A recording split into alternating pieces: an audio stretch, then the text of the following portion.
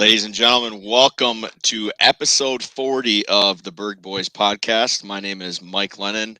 Jeremy Greenwood is also with us, Chris Rothschild, and Matt Lennon.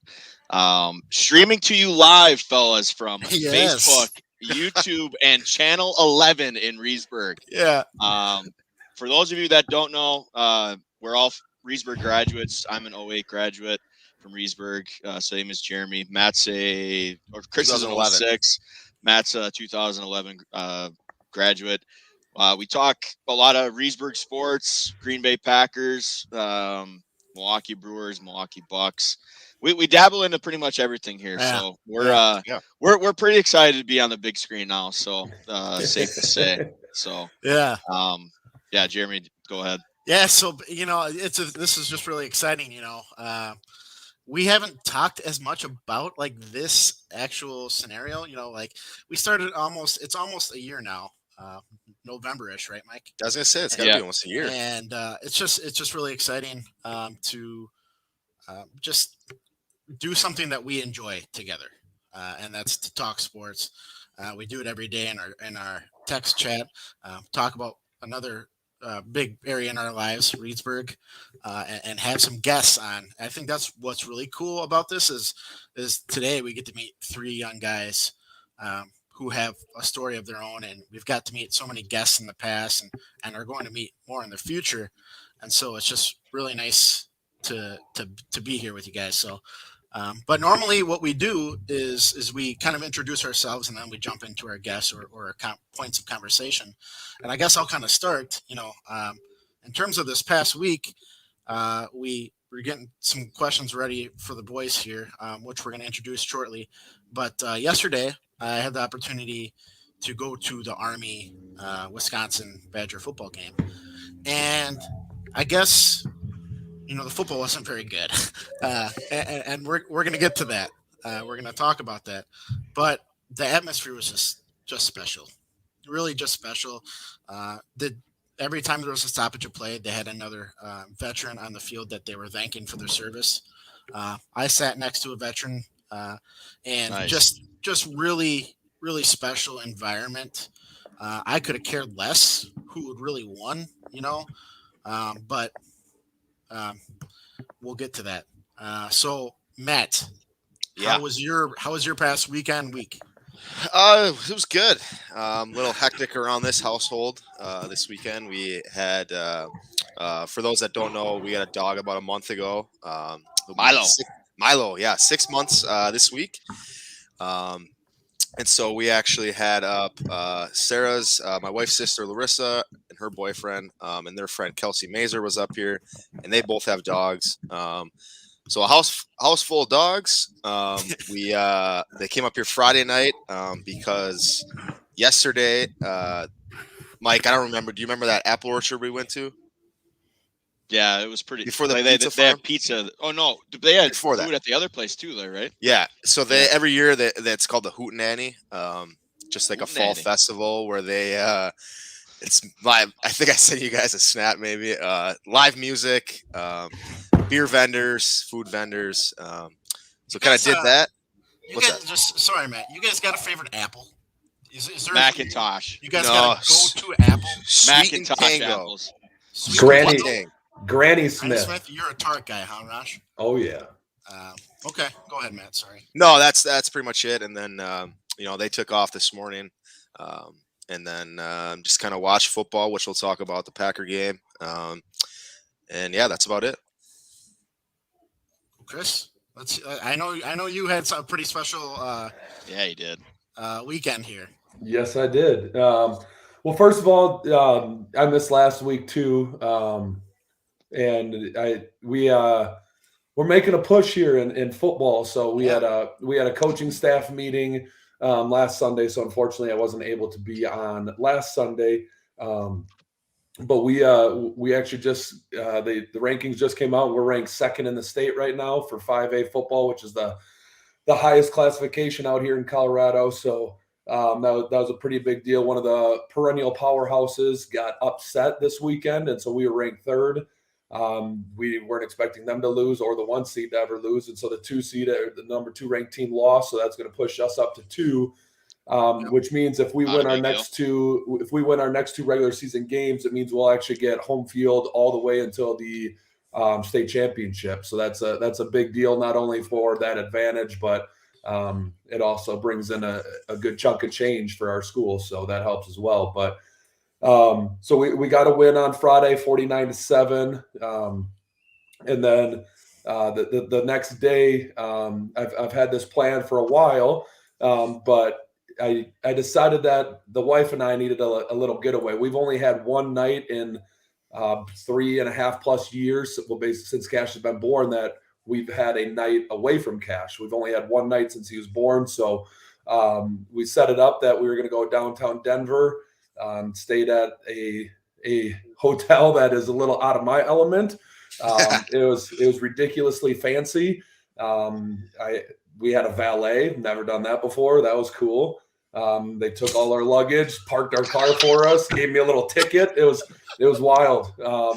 Not too many stories you can tell your kids. Yeah, not growing up. I mean, I don't think Brewster's has valet service or the Voyager, so not used to that. But no, it was awesome. And then we went out to eat at a couple different, or we got some drinks and then went to eat at a really good Mexican restaurant downtown Denver. But part of the coolest part is they have those scooters everywhere, and all you do is scan it. Like we have a Lyft app, and you just scan it with the Lyft app, and you just cruise around on these scooters.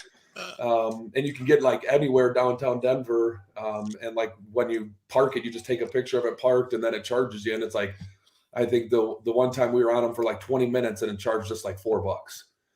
So like it's nothing compared to like having to get an Uber or anything like that. So that was fun. And then today woke up, got some breakfast, and then we headed to the Broncos Raiders game. So we were just at that. Actually, just got home probably about 20 minutes ago. Nice. From that, left a little early from that game due to, one, the importance of the Bird Boys podcast.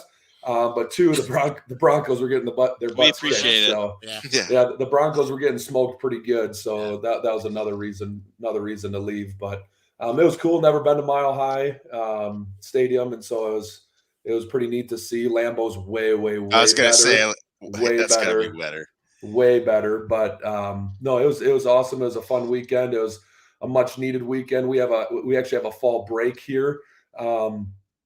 This coming week, so it's only football for about 2.5 hours a day, and no school. So that'll be nice to recharge the batteries and spend a little bit more family time this week as well. So good weekend leading into hopefully a good week for me.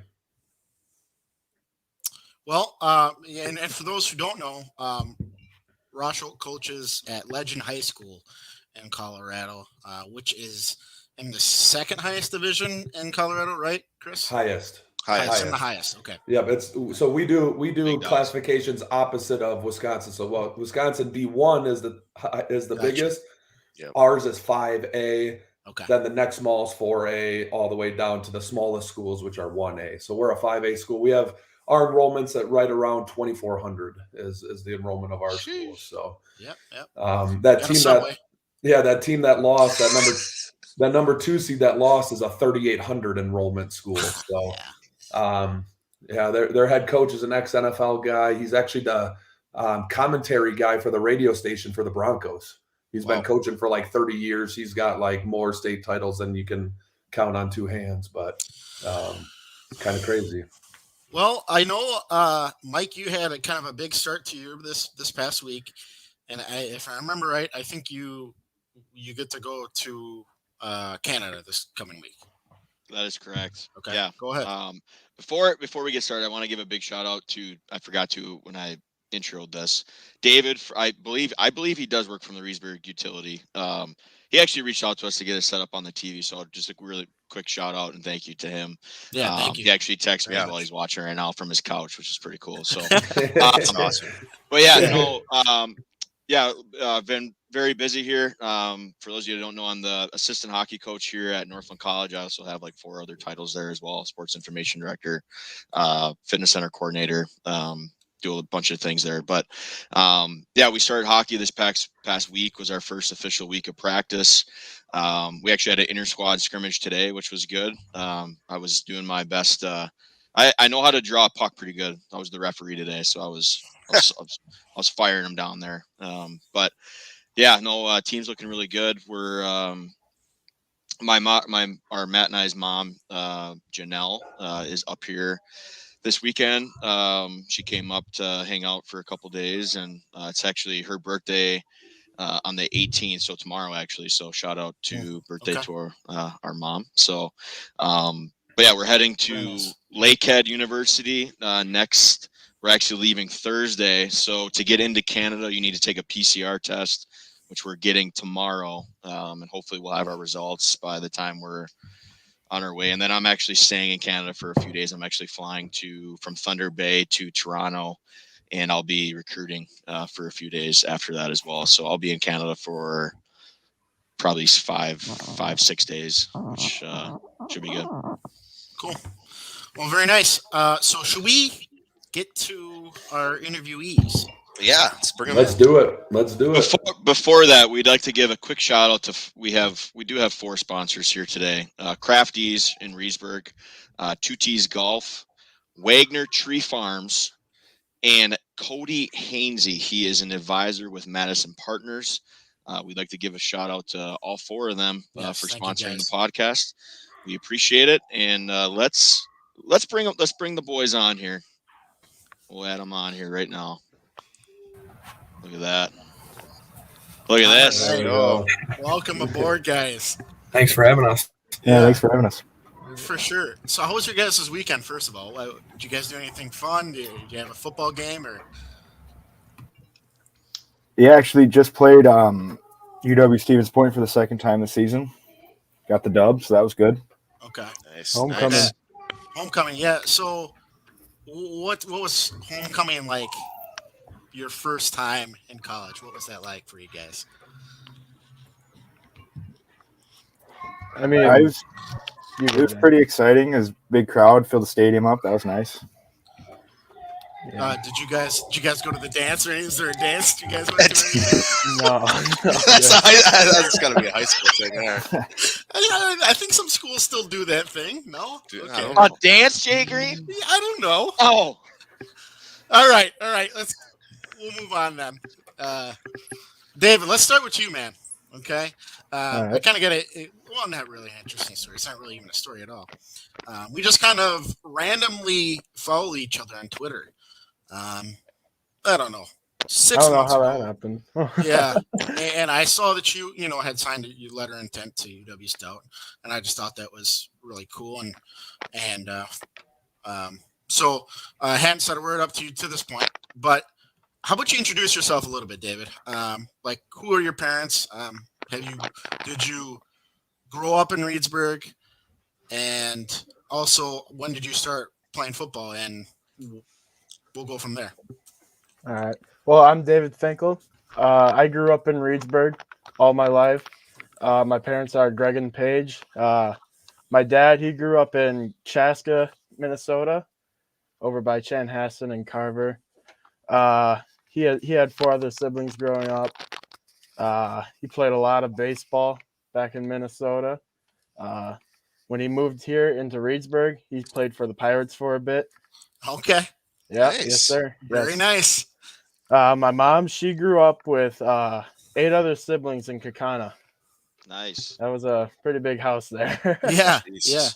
So now she's working at where I grew up for school. She's the head cook down in St. Peter's. Okay. Nice. So, Nice. but yeah, I've been playing football since we were able to in fourth grade for flag football. I mean, I've loved it ever since. I mean, it's Very my nice. life. Very nice, man. And what's interesting, I guess, about that is, I think you know that we're all Pirates alumni too, so you got that kind of in connection with your dad. But as well, what made you pick Stout? So I picked Stout because I kind of just wanted to take my own path because my brother, he was a football player at Concordia, Chicago.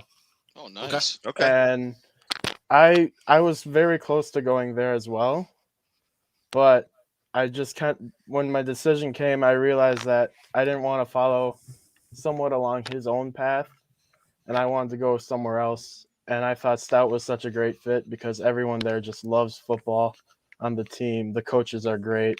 The atmosphere is just awesome. Sure. What position do you play, David? Nose tackle You're on nose the tackle, defensive okay. line. Okay. And how about you run us through your season so far? What's your record? Who'd you lose to?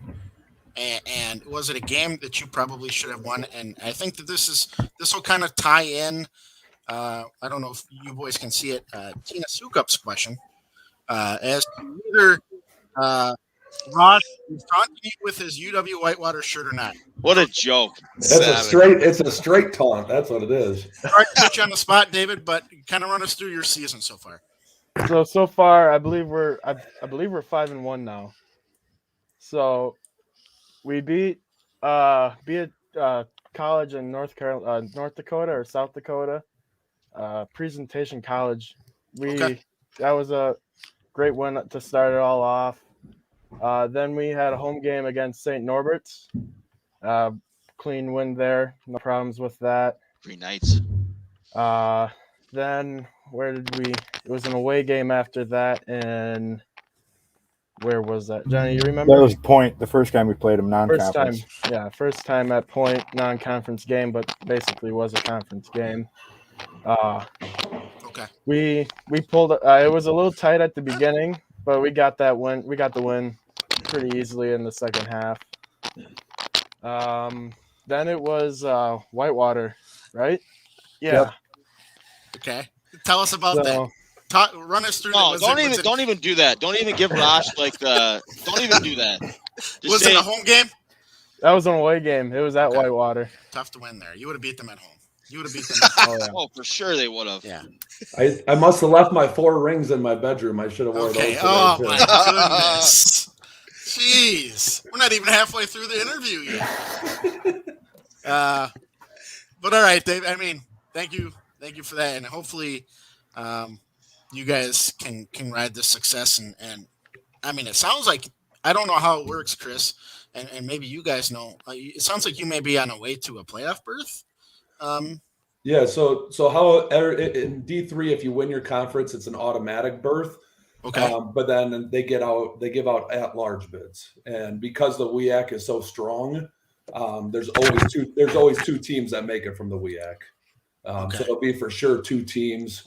I don't know if there's ever been 3, to be honest with you, but there's always the conference winner, and then the next best, basically, in the WEAC will almost. You can't guarantee it, but based on the strength. You call it the WEAC? Yeah. That's what I always called it. The WEAC? No. Okay.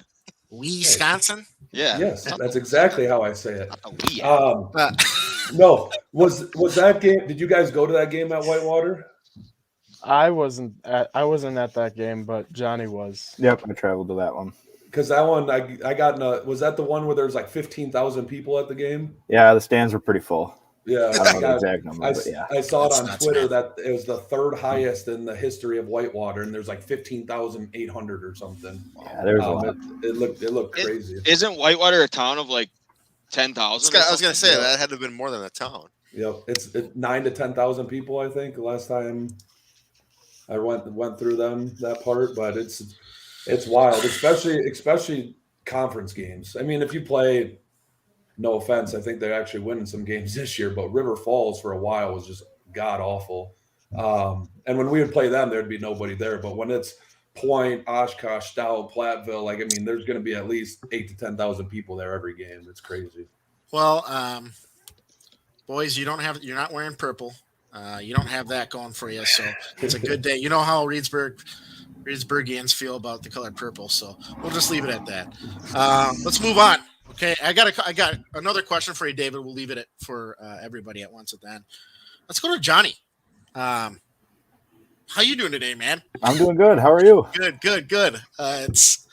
It's a beautiful day here in Reedsburg, and I think I'm the only one here out of everybody. You are. Everybody Yeah, else is. So Johnny, kind of introduce yourself a little bit. Why Stout for you? How long you been playing football? Kind of the same starter questions. All right. Well, I'm Jonathan Schmidt. I'm actually not from Reedsburg. I'm from Kaz, so I know the Pirates aren't going to like that answer probably, but A lot of battles against the Cas Reds. Okay. yeah. Heated battles as well. And I guess I chose Stout because the kind of the same reason David did. Just got to talking to the coaches and really liked it, and met some of the players and got along with them pretty good, and they kind of took me in right away. So it was just kind of a good fit for me. Okay. How long have you played football? I started playing football in 6th grade, actually. Okay. And what's your position? D tackle. D tackle. Nice. I like these guys. Yeah. Dark side, baby. Dark side. So David, or not David, sorry, Johnny. If you had, and I didn't ask you this, David, but if you had to give advice to a young football player coming up in Reedsburg who wants to play for as long as they can, which I think you guys are the epitome of, you're playing football as long as you can. And I think you want to because you love the game, right? Yep. And what would you say to them? I would probably say listen to your coaches and hit the weight room hard, because I know that was one thing that helped me kind of get the jump and everything, was hitting the weights at 8th grade and freshman year. So. Okay.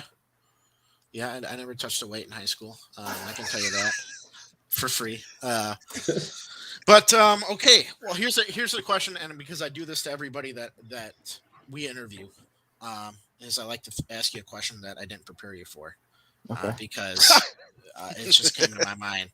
But what's something you like to do outside of football? What's a hobby that you like to do to relax or to get your mind off things? Just big outdoorsman. Just go sit in a tree stand or go fishing, any kind of fishing, really. Just that's what relaxes me, getting out in the woods or out in nature. So, John, how does that work with you playing college football now and kind of hunting season right around the corner? Well, I haven't been able to get out much, but actually this last weekend I went up to my cabin. It's an hour or so north of here. Got to get out in the stand Sunday morning. That was good, but then I had to be back here by noon for football meetings. So, but got the itch out a little bit. It's kind of the grind that you kind of had to have as a hunter. Yeah. You're just going to be limited on sleep at times. Yep. That's just the way it is. So, Carson. All right, man. All right. Introduce us to your parents, as well as your football career, when you started to play football, what it was like growing up in your house, perhaps. Okay. That question, as well as why Stout. All right. My name's Carson Beyer, I guess. My parents are Clint and Jody Beyer. I guess what it's like growing up with like a very football family, I'd say. Yeah. Yep. Like I remember as like a little kid going on the field, like after a game, like being a little shaver and just kind of going to say hi to dad and like run on the field, and like that feeling, I guess that kind of would have started kind of my love for football, like at that young of an age. And then as soon as I could probably pick up a ball and throw, I was, playing, and I got started in 4th grade once we could do that. I took a little break freshman year. I actually didn't play freshman year in high school. Kind of seeing how that would feel. And it was one of the worst decisions I made, I think. I love the game that much. So, and it's great, I guess, continuing my career up here at Stout, visiting with the coaches here. When they asked me to visit, it was like, all right, I think this place is where I should go play some ball. So, yeah. Very nice. And what position do you play, Carson? I'm a safety. Okay. Were you a safety all through high school too? Yeah. Well, I was a safety in high school, but I guess I played just about everything. So. Okay. Yeah, that's usually the way it is where we're from. But so you guys, the way Rosh would describe it is you guys are on the dark side. Oh, yeah. Is that the side that you always have wanted to be on? I'd say for me, yeah. I guess I love defense or something about like the unknown, I guess. And just getting to play that, it's something different that I like. Sure. Okay. And now these questions will be for everybody. So we'll kind of go in order of David, Johnny, Carson, kind of the way we did the intros. And something that we ask everybody that's from Reedsburg is who are their favorite teachers growing up, and why. I think it's just something that a lot of the fans are like, that was pretty neat to hear that so-and-so thought of this person when they hadn't been mentioned before, And so go ahead, Dave. I'd say I have two favorite teachers. It's kind of hard to choose whichever one. Okay. My first one I'd say would be Rundy. He was just a great teacher. He was very smart at whatever he was teaching. He could be funny too. Just like that little comedy in class, just picking on each other. And I had Carson in one of those classes too, and I think that was probably the best class I ever had with him. Okay, it's a popular comment, and actually, Yeah. it's funny, David. Today was the Bears-Packer game, and so there's just that. Ooh. Okay. Yep. Okay. And Rundy's a former guest of the Bird Boys. Yes, Yeah. he is. Yes, he is. Where did Rundy go to school at again? Do you guys know? Oh man, Did he he said tell us? too. Yeah, I I think think he he told did. He told us in there. Oh, Eau Claire? Oh, I thought it was Platteville. Maybe. I don't remember. Who was your second one, David? my second one's definitely Cherney. Okay. I mean, he just all his stories were just so Yeah. funny, and just like I'm talking about him with wrestling, like when I was on the wrestling team in high school, and we just always talk about, how's the season going? How am I doing? How much weight am I cutting this week? Stuff like that. It just, I mean, and I think that's a lot of it too, David. And not to get into the sentimental, but like him really caring about your life, outside of being a student. Same with Mr. Rundy. But anything else you wanted to add, David, or no? No, Okay. All right, Johnny, what you got? I'm gonna have to say Miss Kohler probably. Okay. Had a pretty good relationship with her all the way through high school, and sometimes in my off periods I just go in and like be a TA for her, help her out in class. Got along with her really good. It's kind of interesting how you just kind of gravitate to certain teachers when you got downtime, or when you want to just go and talk to somebody or help out. Yeah, maybe go blow off a little steam from another class. Yeah, go stress relief. Yeah. Carson. I'm gonna have to go with my third grade teacher, Mrs. Sobronic. I still have most memories from that class. Yeah, and I guess I know I probably was not the best student, but she's definitely the most memorable teacher. This for is me. great. So I had her too. Awesome teacher. And there was this activity that we did where she taught us how calculators were starting to become a thing, and they were really how quick you could use a calculator versus your head. Anyway, I don't even know how to explain it, but he'd say, "Here's the problem." What story? Here's the problem. You got to do it in your head before this person runs around the chair and does it on the calculator, and your head would beat it every time. So she was proving that the calculator wasn't as good as the mind. Anyway, so let's see here. What's your guys' real quick? So I gotta just because Rosh, we both had Mr. Beyer as a football coach. It's probably not even a very funny story. So I was a freshman I had first hour study hall, and we get a call down. I get called down to the office.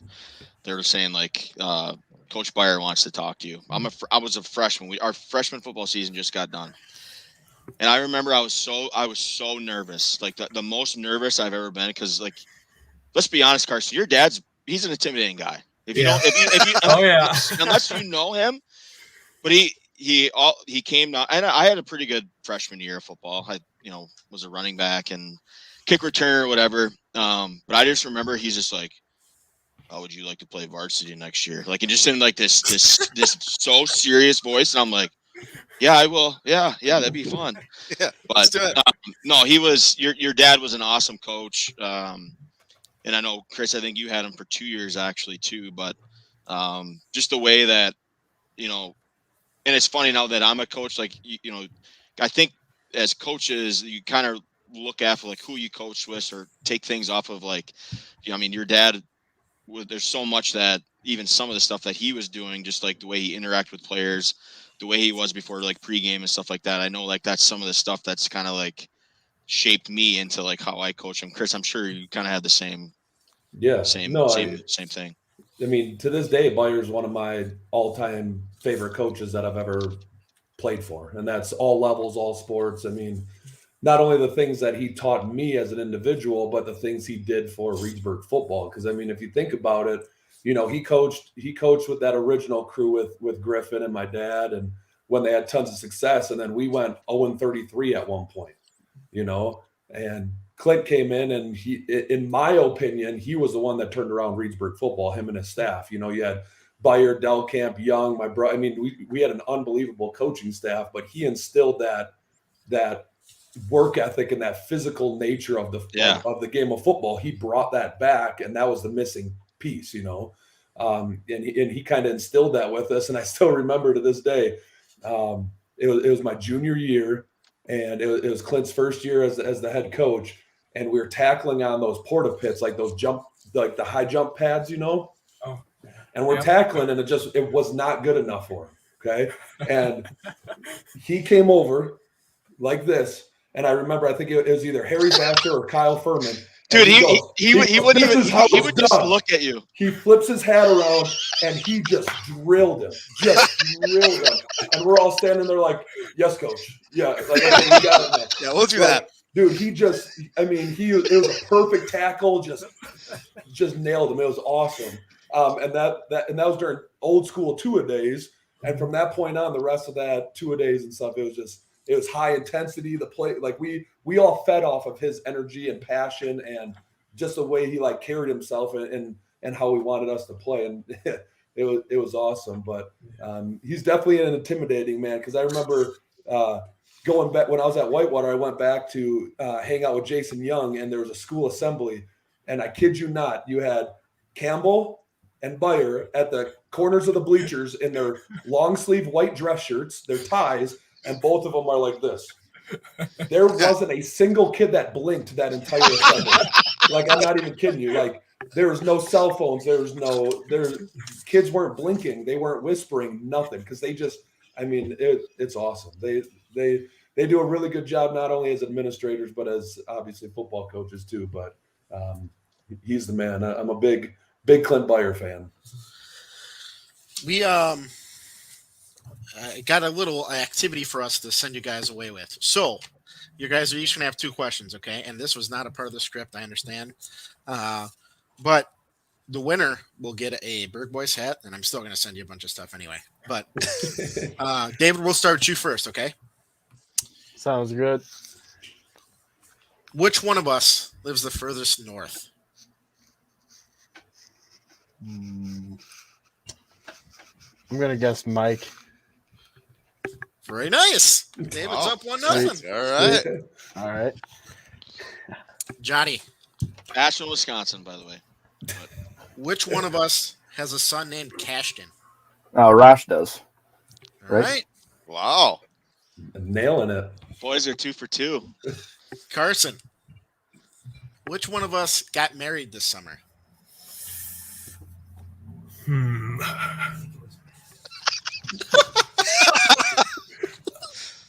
I'm gonna go with Matt. Oh my Yes! goodness! 3 for 3. 3 for 3. Oh. Okay, Dave. I'm guessing this one's going to be relatively easy too. Which one of us played soccer in high school? I'm going to guess you. Yeah. The one who just said he never lifted a weight before. Yeah, that should have given it away, probably. I couldn't say that on ice. Who was a better football player in high school, Johnny? Mike or Matt? Ooh. Stats wise. Stats wise, statistically. I just gave that away, but I think maybe Matt. Okay. Yeah, and Matt actually you're part of the state championship and state championship runner up, right? Yeah. Yep. Okay. Yep. What's the record you have, Matt? Is it touchdowns? So I think I still have 3. Most touchdowns in a season, most touchdowns in a career, and most points in a career. That's what I thought. Yeah. Or points. No, it wasn't points in the season. Had Points I in played football, things would have Right. been differently there. Okay, last one, Carson, and this is going to be a strictly. I don't even know how it's going to be graded, but who would be better at cricket, Oh. myself or Chris? I'm gonna And say by all means, I have no clue how to score it or play it. But what do you think and why? I don't even know. I'm gonna go with Chris because he's got a football background. I gotta respect that, so I'm gonna go with that. And PE teacher, we can do everything. Yeah. Whatever, Oh, yeah. man. Whatever, man. All right, you Stout Boys line up a cricket match, and we'll do this together. All right, fellas. Well, we appreciate you joining us. Know that if you guys ever need anything, to come to us, and we'll do our best to help you with whatever situation. And also know that,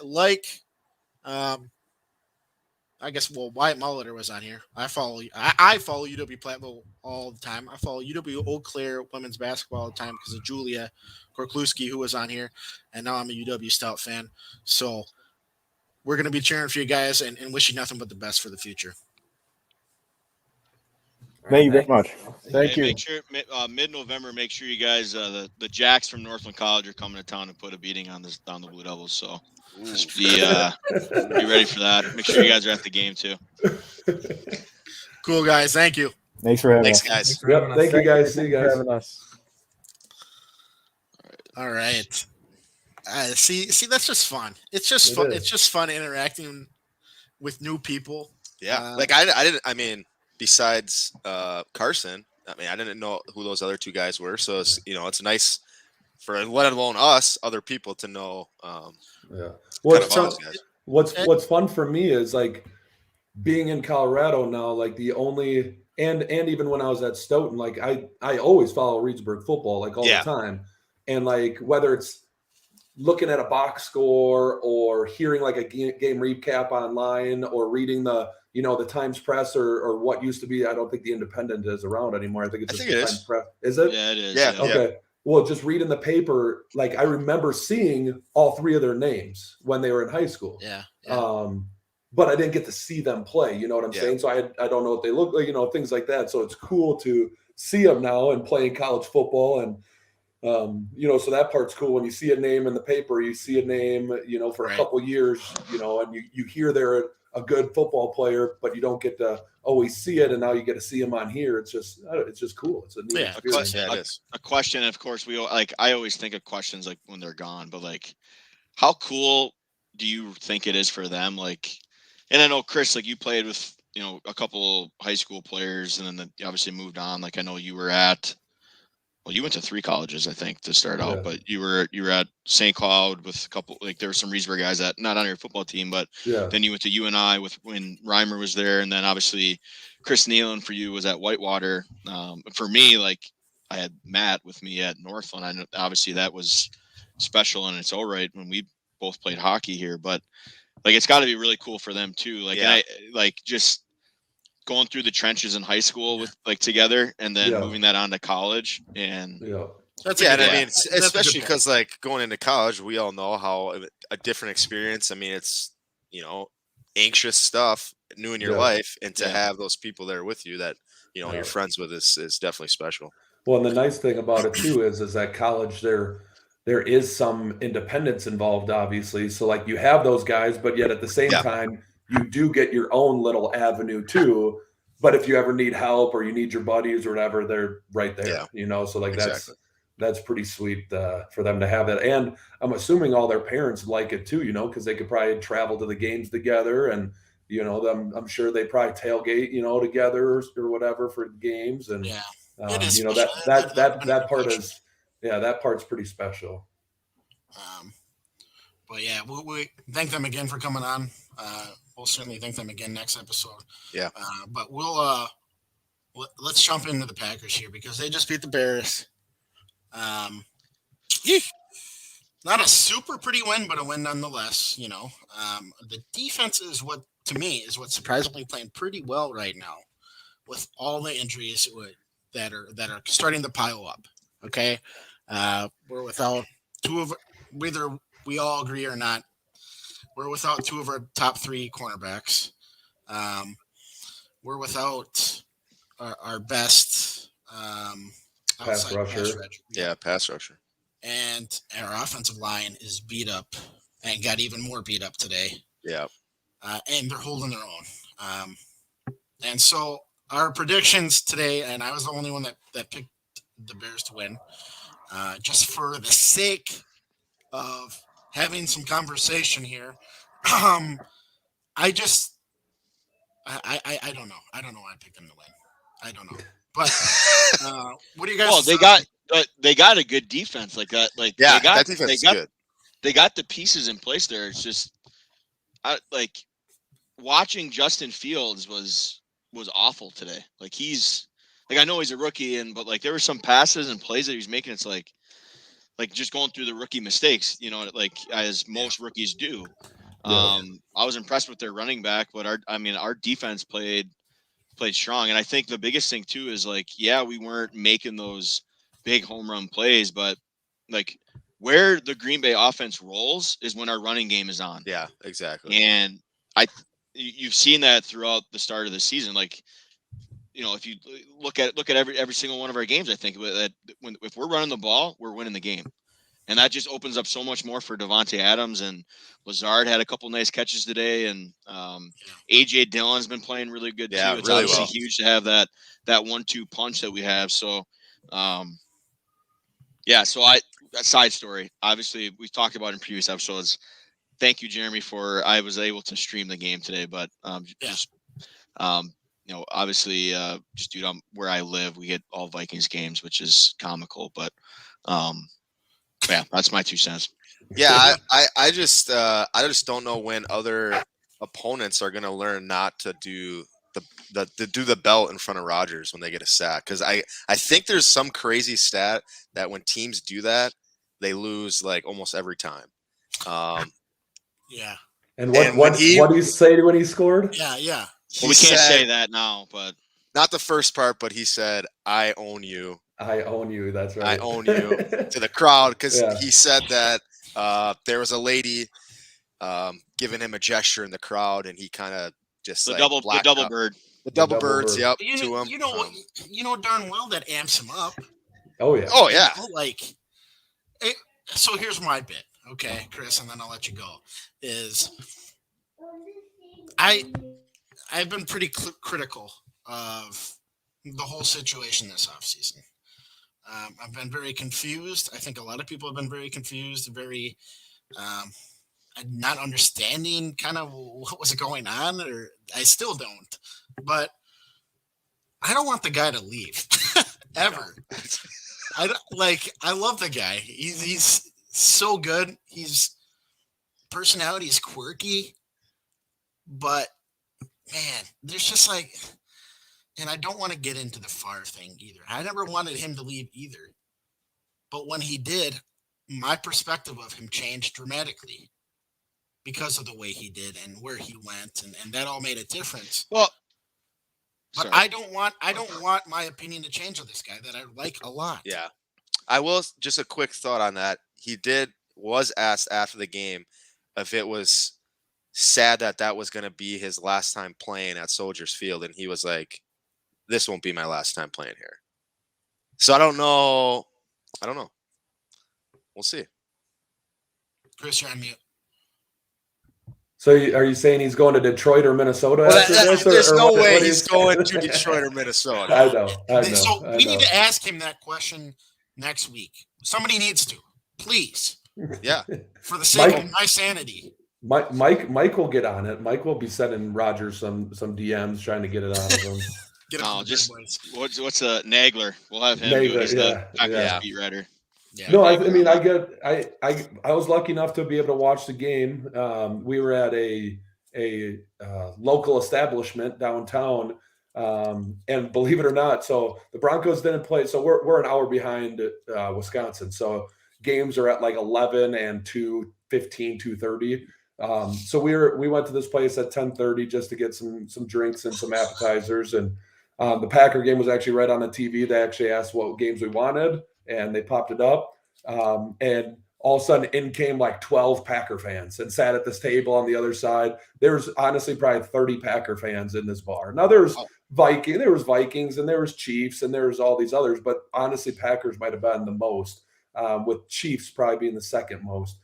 So that was kind of cool that I got to watch a game and that there's other Packer fans there. But Based on what I saw, and I'm still not a huge fan of our defensive coordinator, but what he did today was really smart. The positions he put the new DBs in that are not as talented and not as experienced, he never put them on an island. He never put them in man coverage with no safety help over the top.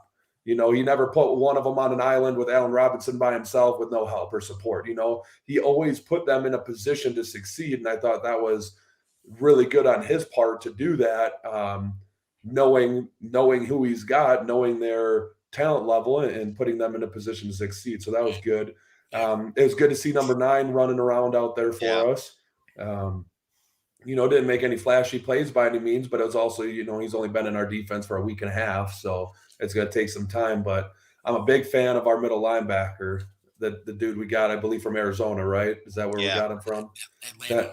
Atlanta. That man is just all over the place. And he seems to bring some passion and some energy to the game. You know what I'm saying? Like, he makes tackles and stuff and he kind of gets amped up. And I think that's good because when Zadarius Smith isn't playing, we don't have like that dude to bring energy to our defense.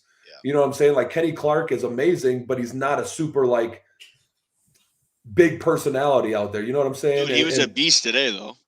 No, I'm saying he's really good, but I'm saying he's not like Zadarius is out there like hitting helmets, getting people jacked up, like getting people motivated.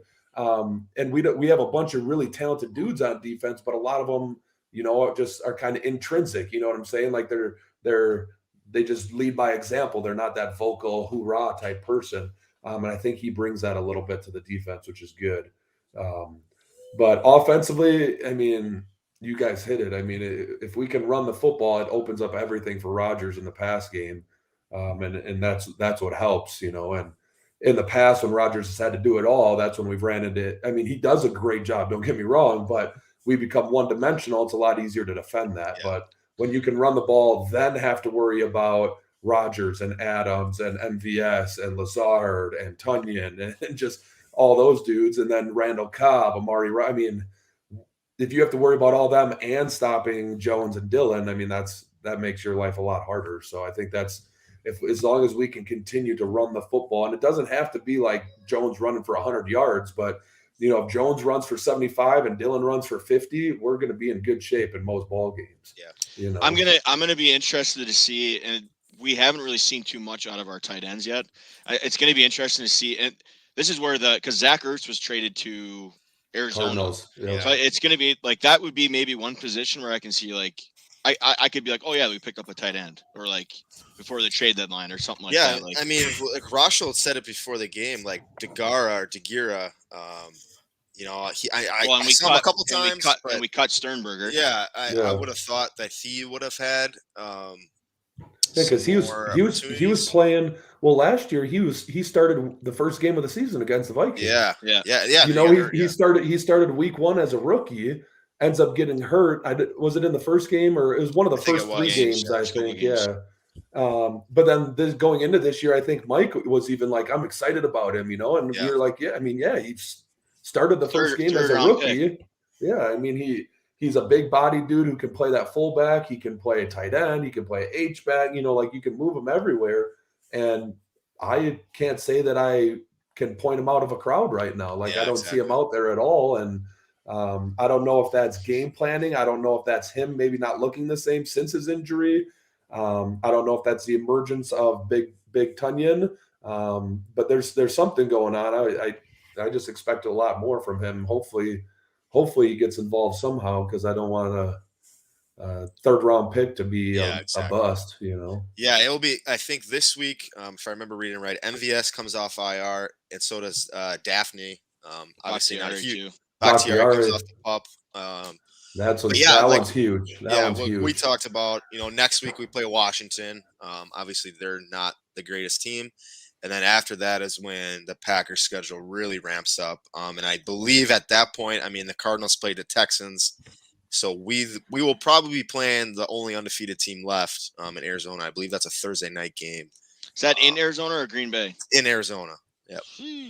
Yeah. So that one was going to be a huge one. Yep. Yeah, we'll see. You know, the whole 1 week at a time approach. Yeah. The schedule's tough, but you're only the only one you need to worry about Yeah. your next opponent. One last thing for the Packers, just because I gotta throw out some love to my specialist. Our punter is Dude, a he had a dude. bomb Oh, today. he is a Dude. beast. He is a dude. Like I can't say I've never, but I very rarely see a trade for a punter. And we traded for this dude and cut JK, and we're all like this guy's got to be good, right? Like we're cutting our punter and trading for another one. Like this dude's every game, man. He just launches them. He said this. Well, it was the second longest in Packers history today. That 82-yarder. That 82-yard punt. What's Like- cool too is like I've seen it too. Like he loves punting in cold weather, and obviously like when the weather changes here, like that field position is only going to get that much more important. So having a guy that, I mean, kind of embraces punting in that type of weather, it's going to be huge to have. Yep, it's a good point. Let's talk a little baseball. Did you guys see that new Reedsburg baseball mural? Unreal. Yeah. It's Like, sweet. So I have a quick question on that. Did they move the scoreboard as well? Do you know, Jeremy? I don't I don't didn't think look like no. I think it's the same spot. They just put that mural on the back of it, and I think did they redo changed the front of it too? Yeah. Yeah. So they got a updated the picture front on of it too. Facebook. We shared it. On It's our just Facebook super page. cool. It's just super Unreal. cool. And it's really, Reedsburg's a big baseball town. Being the first sanctioned little league in the state of Wisconsin, and it's just something we take pride in. I think most of the community does. I know I do, and people talk about the 80 team tournament all the time, and that ballpark, and now we get teams from all over coming, and the ballparks are always busy on the weekends, and it's just really fun to have that sense of pride in your community, and now to even have it shown even more. Yeah. It's pretty cool. So on top of that, the Brewers season ended not too long ago. And I guess for me, I'm not too upset about it, just from the perspective of we knew what our weakness was, and that's why we lost. And we didn't lose because of some bad call or anything like that. There's not really any excuses to be made other than we just didn't hit the ball. So what you guys' takes on the season? I mean, I still find it to be very successful anytime that you can win. I mean, baseball's just so Well, tough. I think the biggest thing is like in what you're seeing this, like you have to get right, or you have to get hot at the right time. The Brewers were doing this right coming into the playoffs. Like we clinched early. I mean, you look at it now, like you have the Dodgers. They were obviously, second half of the year they were on fire pretty much. Same with the Astros, the Red Sox, the Braves. I guess they were probably playing better too. And I think just having that momentum would have really helped us. But again, like we weren't playing, like we had the division pretty much in hand. yeah. So yeah, I think for me, obviously, I've said that I didn't watch too much Brewer baseball this year, but I kind of agree with Jeremy. I do think there's a lot of that you can obviously take from that, and I'm happy we saw a thing that came out. I know Stearns he's at least with us with the Brewers until next year. Is his last year of his contract. So anytime, like if you just look at what he's done since he's been our GM, it's remarkable. And let's I don't know. I'm sure they'll get back to the drawing board and hopefully we can add some firepower up front, because the pitching's there. That's the biggest thing. The pitching is there, and that's usually like the one thing that you need, especially come playoff time. We have the pitching. It's just getting I would say those other pieces. For me, I think it was just disappointing. Obviously, the season was great. At the start of the year, we were scheduled to only have 82 wins. That's what Vegas had us at, 82 and 82. We finished with 95. But I think the only thing that kind of disappointed me was the fact that we did have that awesome pitching and we couldn't kind of piggyback off that. But like I was talking to you or said in the group after the game, there is a lot of positives. I mean, we have Woodruff, Burns, and Peralta locked up for multiple years. So only beginning for those guys. Yeah. We only have 2 guys that are technically – so baseball's weird. You guys know this. They have that pre-arbitration, then they have arbitration. Just really confusing. But we technically only have 2 guys. Avisel Garcia is a free agent. Yeah. And then JBJ has a player option. We're scheduled to pay him $9 million. Peace. Yeah. We're scheduled to pay him $9 million, and I don't see him getting more, I guess. But I think he knows that he's not going to be an everyday starter probably for that Brewers team. Our whole infield's coming back, so that's a plus. I think the biggest thing is Yelich needs to get back to what he was doing, because we're paying a guy $26 million a year, and you better be hitting better than 220. Just an off year in general for him, though.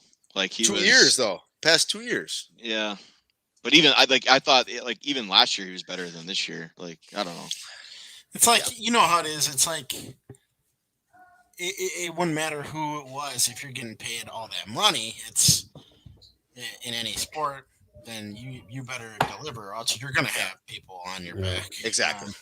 No, I'm not saying we should by any means, but do you think, given the financial limitations we have to attack free agents, do you think the Brewers explore a Josh Hader trade? Well, that's the classical question, Rosh. I'm not saying we should. I'm not saying we should, but do you think they will, knowing that it's probably going to be an easier financially to trade Hader, maximize his value, get a young, powerful bat that they can control financially for a couple of years, instead of doing free agency to find it. I don't know. I guess my biggest thing, if we can get back, if we could somehow get, when we signed Yelich and Kane, like those were obviously, like they weren't like the high end guys. I forget who else was a free agent that year, but obviously they both that year absolutely took off. Like if Stearns is able to find, like, maybe not the high end guys, because we're never going to be able to compete like money wise with the Yankees, the Red Sox, the teams like that. But if we can find like those top tier free agents, I would say that probably aren't going to get that top end money. Like if we could somehow get them, because here's the thing, like the Brewers have the core, we have the pieces. Yeah. Yep. It's just going out, like, if you're one of those top tier guys, like why wouldn't you be like, yeah, like they got a good thing going here, like they got a shot. And hopefully we can get a couple pieces like that. Yeah. Well, and I think Matt said it too. I think the narrative of, because Rogers has mentioned it. Who else? Somebody else that went to Green Bay this offseason mentioned it too. Oh, it was Jalen Smith who just signed. Oh yeah. And Giannis is doing it for the Bucks. I think the narrative of free agents not wanting to come to Wisconsin because of the small market, because of the weather, because of, all those excuses that we've heard in the past. I don't think that's a thing anymore. Yeah. I truly don't, because like I think you mentioned it, Matt, Milwaukee was like, what'd you say, top 10 this year in attendance. Yeah. In attendance. So like smallest market. Fan support is obviously there. And if you're a professional athlete, I guess me personally, I don't care if I'm playing in a stadium in Southern California or Wisconsin. What I care about would be the fans. What's that environment like when you play? Because if it's a sweet, fun environment and you have tons of fan support, like that's where I would want to play. Like it don't matter like the geographical location, because you're just going to be living in some fancy condo anyways. But I think that narrative is changing a little bit for Wisconsin sports, at least hopefully, because I know that's what rumors swirled with the Packers for a while there too, was that people didn't want to come play in Wisconsin. People didn't want to play in the cold. People don't want to live in Green Bay when I can live in Vegas, like Las Vegas, Green Bay, Wisconsin, and I think maybe it's just being hopeful, but I think that narrative is changing a little bit, hopefully. Yeah. And it may never for some too, they got their mind made up. Yeah. But let's talk Badgers real quick, and then I got just a couple quick funny questions for us. Not funny, but I'll explain it here in a minute. The Badgers are so boring to watch, you guys. They're boring. Badger football? Yeah. Yeah. I was at the game last night. I was fortunate to have some family friends kind of give me some of their season tickets, and took my nephew and my brother and his girlfriend, and the atmosphere was great. It was fun, like I said. The student section was just very fun to watch, and Camp Randall's just pretty cool in general. But man, the football team's terrible. Like outside of Braylon Allen and Leo Chanel. Yeah. I mean, I said it this morning. If we win out, we're going to Indianapolis. I hope we don't, because that's going to be a slaughterhouse. Yeah, I don't know. I mean, yeah. Yeah, but who's going to win the other side? Michigan? Ohio. I think there's 3 teams right now. Penn State. I would take a rematch against Michigan. I would take a rematch against Penn State too. And I guess it's at a neutral site. Yeah. I don't know. Like, I'm with you, Jay Green. I think I would rephrase it with saying offensively, Wisconsin is a boring team to watch. Yeah. Being a defensive coach myself, I love what Jim Leonard does on defense. I just love what they do, how he plays, the energy that the defensive guys play with.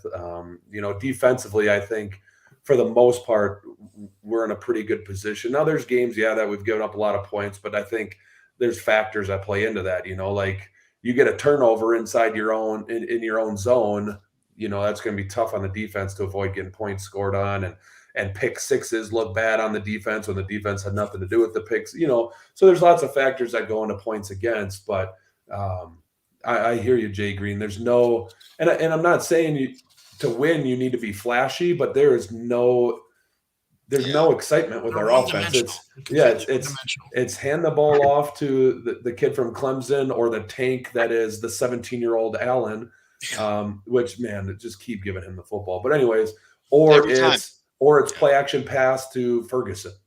Yeah, like that's their offense, and Ferguson's a stud. We like Ferguson, we like Allen, we like that running back that we got from Clemson, but they have to start taking shots. They got to open up the back end. We got speed at receiver for once. That's what I don't get. We have Pryor and who's the other guy?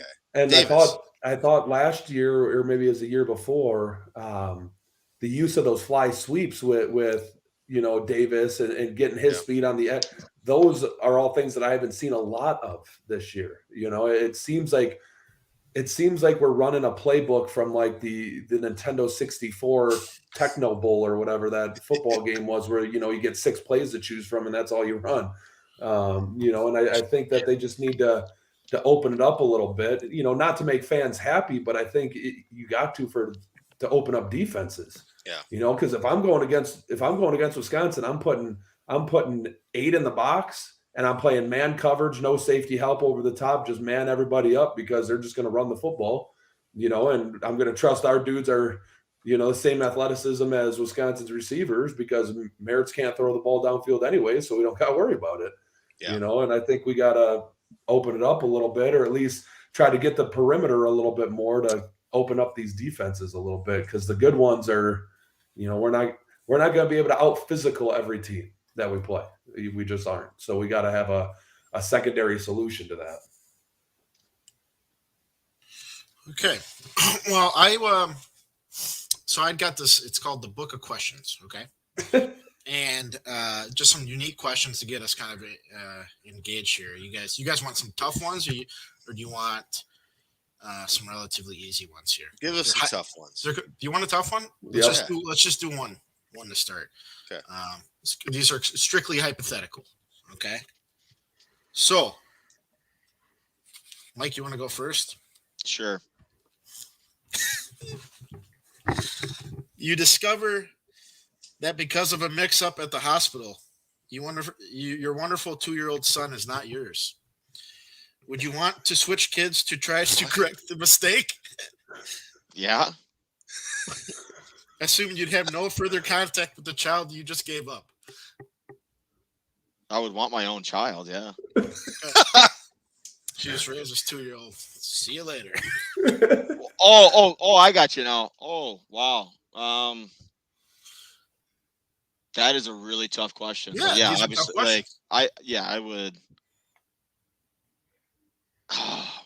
I think I would still. Okay. I think I would too. I would too, but it'd be hard. That would be hard. If I knew that I would never like see the 2-year-old again, I think that would make it a little easier because that would be hard if you saw him around all the time, knowing that you just pieced out on him. Yeah. Okay. We'll do one more. This is another tough one. If you knew it would completely make your family and friends disown you, not like you, and hate you, would you follow your heart and marry the person that you loved? Oof. Friends and family. Kind of what Aaron Rodgers is doing, it sounds like. Yep, friends and family. They would basically, you're not a part of our life anymore. Oof. For the love of your life.